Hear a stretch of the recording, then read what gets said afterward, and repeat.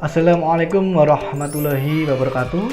Bertemu lagi dengan saya Bapak Zen Firdaus Arizal di pembelajaran bahasa Indonesia. Bagaimana kabar kalian hari ini anak-anak? Semoga senantiasa diberikan kesehatan dan semoga kita segera dipertemukan di sekolah tercinta kita. Di pertemuan yang kedua ini kita akan melanjutkan pembahasan materi di minggu yang lalu. Dan semoga apa yang kita pelajari hari ini dapat bermanfaat dan dapat bernilai lebih daripada pertemuan minggu yang lalu. Maka dari itu, perlu Bapak informasikan dan Bapak ingatkan, simaklah video ini dari awal hingga akhir supaya kalian dapat memahami materi dengan jelas dan juga dapat mengerjakan soal-soal yang sudah Bapak siapkan di e-learning.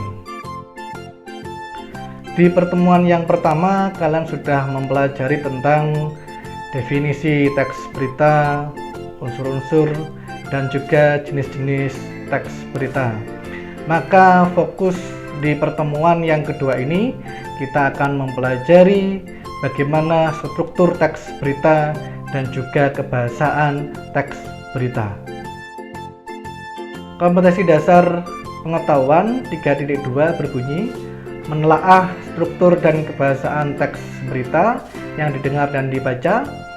Kemudian KD keterampilan 4.2 yaitu menyajikan data informasi dalam bentuk berita secara lisan dan tulis dengan memperhatikan struktur kebahasaan atau aspek lisan, dalam kurung, lafal, intonasi, mimik, kinesik. Sebelum masuk ke dalam materi di pertemuan yang kedua ini, perlu Bapak review materi di pertemuan yang pertama. Yang perlu kalian ingat yaitu mengenai definisi berita, ciri-ciri, dan unsur-unsur berita. Definisi berita yaitu laporan yang memuat informasi berupa kejadian atau peristiwa yang aktual, terbaru, dan faktual berdasarkan fakta. Kalian dapat menyaksikan berita itu atau membaca berita itu bisa melalui koran, bisa melalui majalah, bisa melalui internet atau di blog-blog yang ada di internet, bisa melalui radio, dan juga bisa melalui siaran televisi. Barui data corona berdasarkan informasi yang dihimpun. Hal kedua yang perlu kalian ingat yaitu ciri-ciri berita. Ada 3 ciri-ciri berita. Yang pertama yaitu faktual. Apa itu faktual? Faktual itu berita yang kalian tulis nanti atau yang ingin kalian dengarkan, ingin kalian saksikan adalah berita yang berdasarkan kejadian nyata yang benar-benar terjadi, bukan isu, bukan gosip, bukan hoax. Ciri yang kedua yaitu aktual. Berita yang bagus itu adalah berita yang sedang hangat atau kejadian peristiwa yang baru saja terjadi atau banyak dibicarakan oleh masyarakat. Ciri yang ketiga yaitu seimbang. Berita yang bagus itu tidak menyudutkan salah satu pihak. Jadi, tidak ada intimidasi kepada salah satu pihak di dalam pemberitaan sebuah berita. Nah, hal terakhir yang perlu kalian ingat yaitu unsur-unsur berita. Apa saja unsur-unsur berita?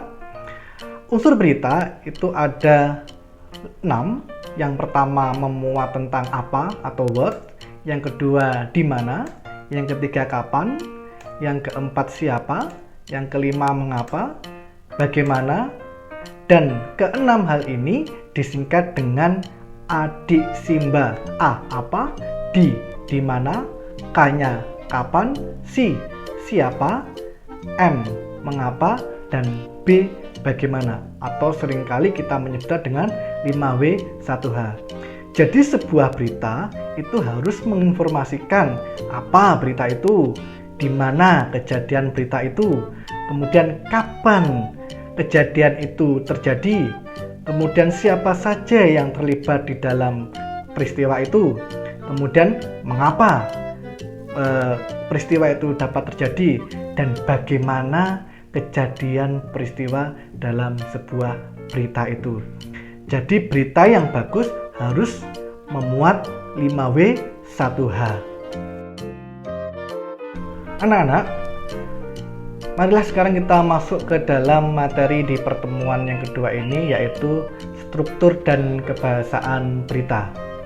Struktur berita atau bagian-bagian berita itu terdapat 4 macam. Ada judul, teras berita atau lead, tubuh berita, ekor berita. Apa itu struktur? Struktur adalah bagian-bagian yang membangun sebuah berita. Kita ibaratkan sebuah rumah dibangun atas dasar pondasi, ada juga tembok, ada juga atap, ada juga penyangga-penyangga lainnya. Itulah struktur-struktur rumah. Berita juga seperti itu, juga ada strukturnya, yaitu judul, teras, tubuh, dan juga ekor berita. Untuk memahami tentang struktur ini, akan Bapak putarkan sebuah berita, dan nanti berita itu kita analisis bersama berdasarkan strukturnya. Jadi sebelum kita masuk ke materi struktur berita lebih dalam, silahkan simak video berikut ini dengan tuntas. Selamat menyaksikan. Usai viral di media sosial, sumur aneh di tengah sungai di Kabupaten Probolinggo kini ramai dikunjungi warga yang penasaran. Tidak ada hal yang mistis. Dinas Pengairan menyebut sumur tersebut merupakan saluran air untuk mengairi sawah yang berada di seberang jalan. Pasca viral di media sosial hingga media televisi, lokasi sumur di tengah aliran sungai di Desa Sumberbuluh, Kecamatan Tegal Siwalan, Kabupaten Probolinggo, Rabu siang banyak dikunjungi warga. Banyak warga penasaran dengan fenomena sumur ini. Apalagi beredar kabar burung di masyarakat yang dibumbui cerita mistis bahwa air yang masuk ke dalam sumur ini menuju ke laut utara dengan jarak sekitar 15 km. Menanggapi fenomena ini, petugas Dinas Pengairan setempat menjelaskan jika lubang mirip spillway tersebut merupakan peninggalan kolonial Belanda. Sedangkan arah dari aliran air yang masuk ke dalam sumur, yakni ke seberang jalan untuk mengaliri sawah di 3 kecamatan Tegal Siwalan, Dringu, dan Leces. Tujuan Belanda membangun sumur ini adalah untuk mengairi sawah yang berada di seberang jalan sehingga semua sawah di beberapa desa bisa teraliri air dengan baik. Dengan demikian, kabar tentang aliran air yang bisa tembus ke laut utara dipastikan tidak benar. Anak-anak, kalian telah menyaksikan sebuah berita mengenai sumur dalam sungai di Kabupaten Probolinggo.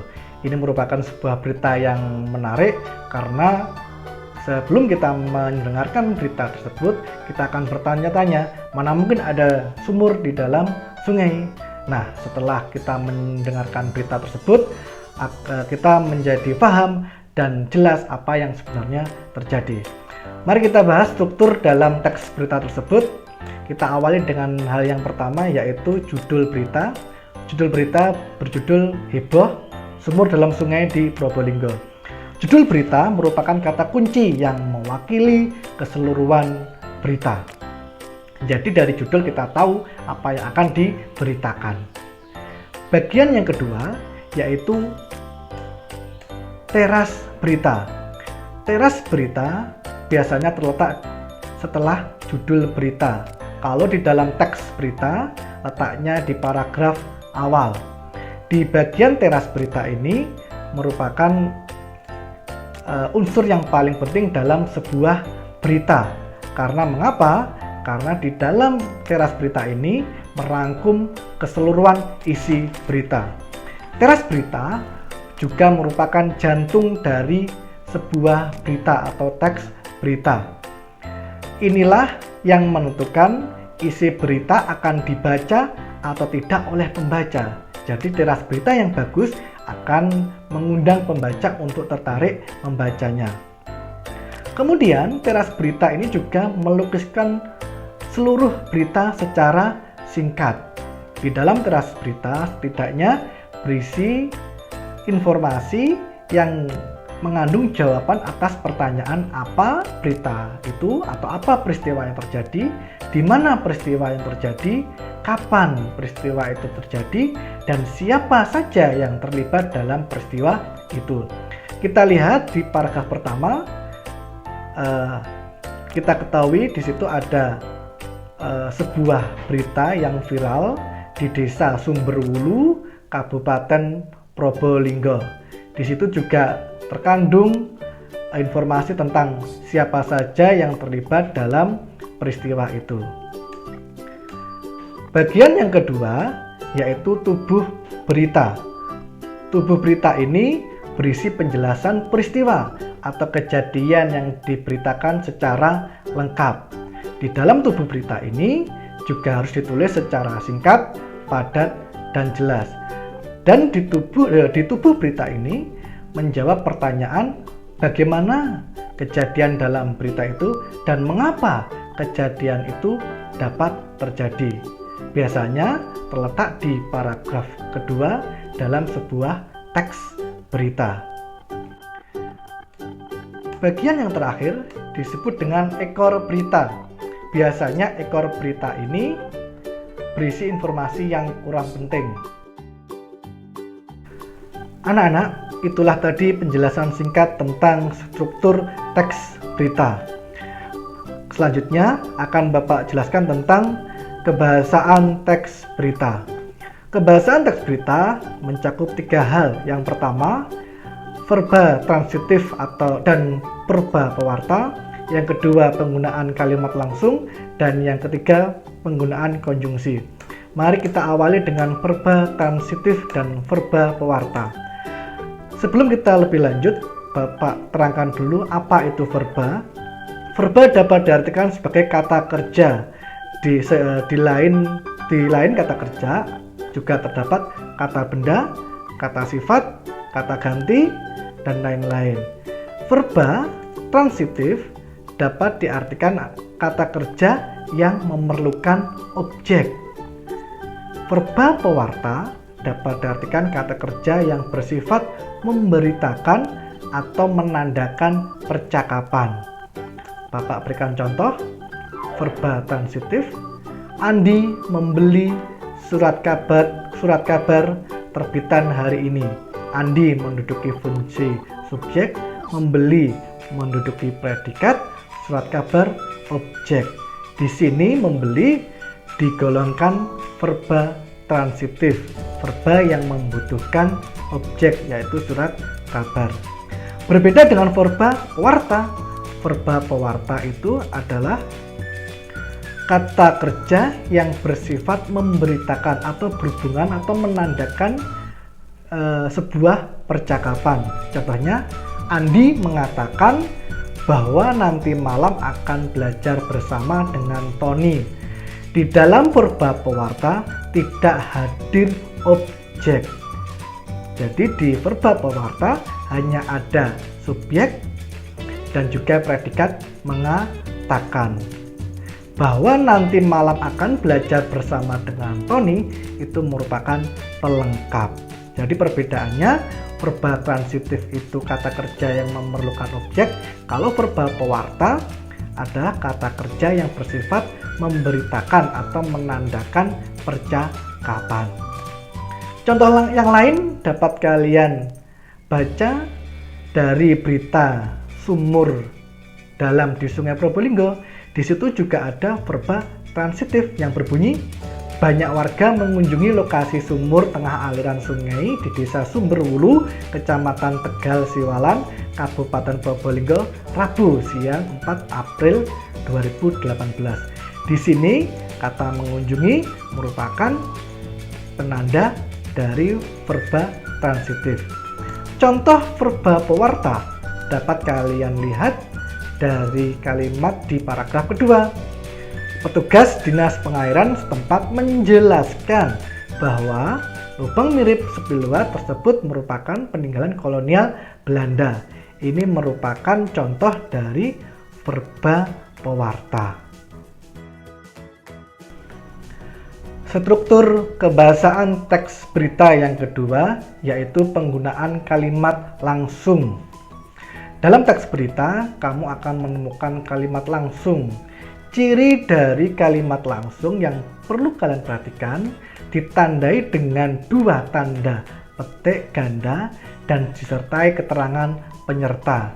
Apa itu keterangan penyerta? Dapat kalian lihat di kalimat contoh pada slide yang hadir, yaitu berbunyi ucap sutama. Ini merupakan keterangan penyertaan. Mana dua tanda petik ganda? Yaitu dapat kalian lihat ini ada dua tanda petik.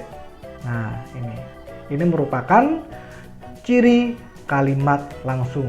Kalimat langsung biasanya digunakan dalam komunikasi verbal atau komunikasi lisan.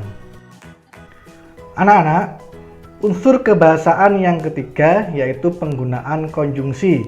Konjungsi itu dapat diartikan dengan kata hubung atau kata yang menghubungkan antar kalimat dan juga bisa menghubungkan antar paragraf. Konjungsi di dalam teks berita biasanya menggunakan konjungsi temporal. Apa itu konjungsi temporal?